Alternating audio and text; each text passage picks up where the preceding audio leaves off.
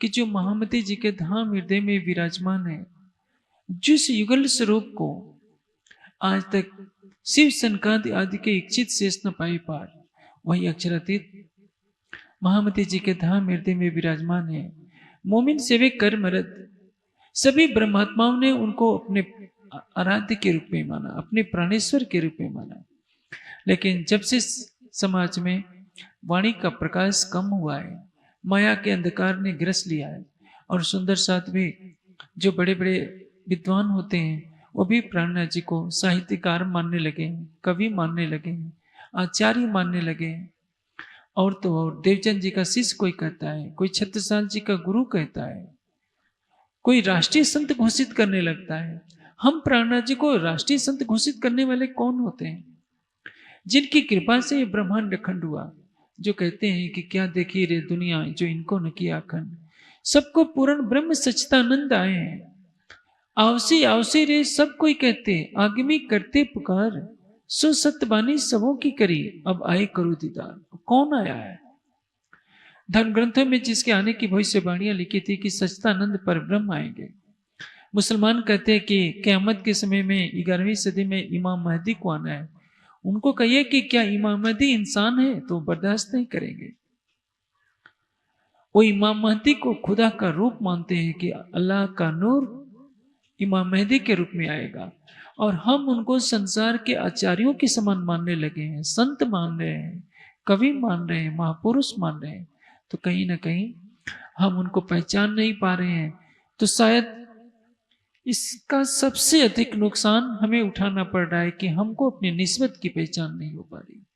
हम नहीं जान पा रहे हैं कि अक्षरातीत से हमारा क्या संबंध है। इसलिए तो हम अक्षरातीत को प्रभु कहने लगते हैं, महाप्रभु कहने लगते हैं। बहुत गरिमामयी रूप में देखते हैं तो प्रभु और महाप्रभु तक जानते हैं, और हमारी पहुंच कहां तक होती है? सेवा पूजा तक। इससे आगे हम कदम ही नहीं बढ़ा पाते। हम ये नहीं समझ पाते कि हमारी भक्ति तो प्रेम लक्षण भक्ति है, और प्रेम लक्षण भक्ति में मंत्र के जप का विधान नहीं होता। आपने कभी रसखान को माला जपते हुए देखा है? मीराबाई को कहीं किसी ने देखा है?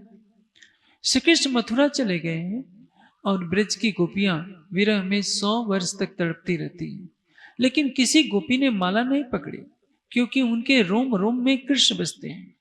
उद्धव जी सिकापन लेकर के आते हैं कि गोपियों, तुम कृष्ण के प्रति जो तुम्हारा मोह है, आसक्ति है, उसको छोड़ो, क्योंकि परमात्मा तो निराकार है, उसकी ध्यान समाधि लगाओ।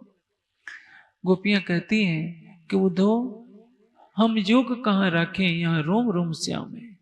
तुम पागल हो गए हो। उद्धव, तुम भय बौरे, पाती लेके आए दौरे, हम योग कहाँ रखें, यहाँ रोम रोम श्याम है। और उनके प्रेम को देखकर उद्धव को भी नतमस्तक होना पड़ता है। वे देखते हैं कि हर गोपी के साथ उनके कृष्ण खड़े हैं।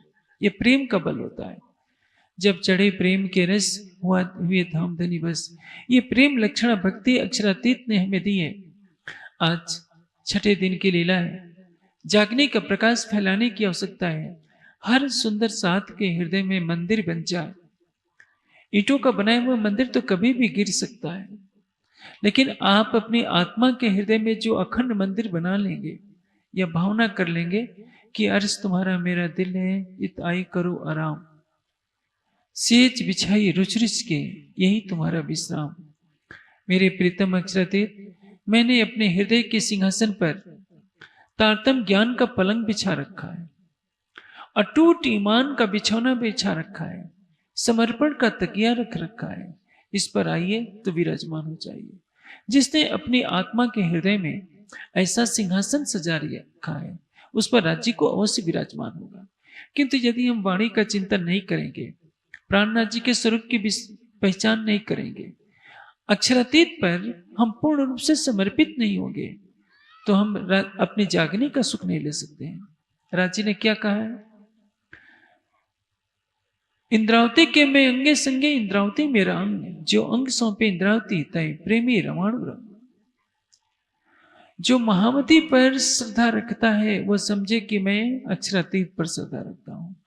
जो महामती से प्रेम करेगा वह मेरे से प्रेम करेगा, और जो महामती के प्रति अपनी निष्ठा दर्शाएगा, ताए प्रेमे खिलाऊं रंग, उसको मैं परम धाम का आनंद दूंगा।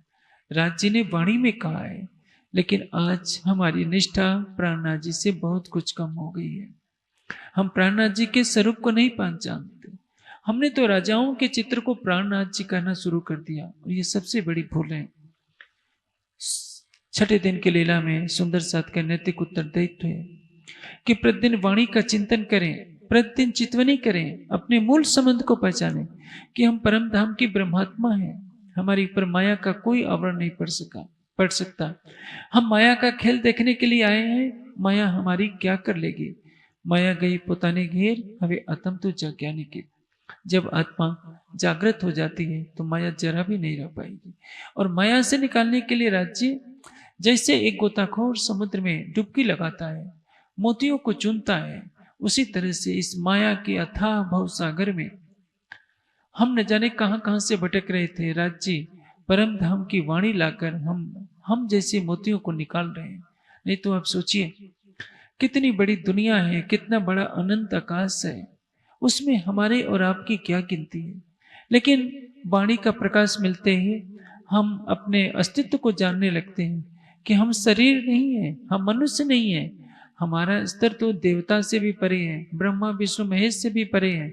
हमें स्वर्ग वैकुंठ नहीं चाहिए, हमें बेहद का भी सुख नहीं चाहिए, हमें तो केवल परम धाम चाहिए। और जिन्हें परम धाम के सुख की इच्छा है, जिन्हें राज्य के दीदार की इच्छा है, उनके लिए आवश्यक है कि वे अपने ईमान को, अपने अटूट विश्वास को परिपक्व बनाए। उनके अंदर अटूट विश्वास हो, अटूट समर्पण हो, और राज्य के लिए अटूट प्रेम हो। और यह कब प्राप्त होगा? प्रतिदिन वाणी के चिंतन से और प्रतिदिन चितवनी से। ये दो हमारे लिए अस्त्र हैं। जिस तरह से एक पक्षी के दो पंख होते हैं, उसी तरह से आत्मा के दो पंख होते हैं, प्रेम और ईमान। इश्क और ईमान के पंखों से आत्मा परम धाम की उड़ान भरती है। आज का जो कार्य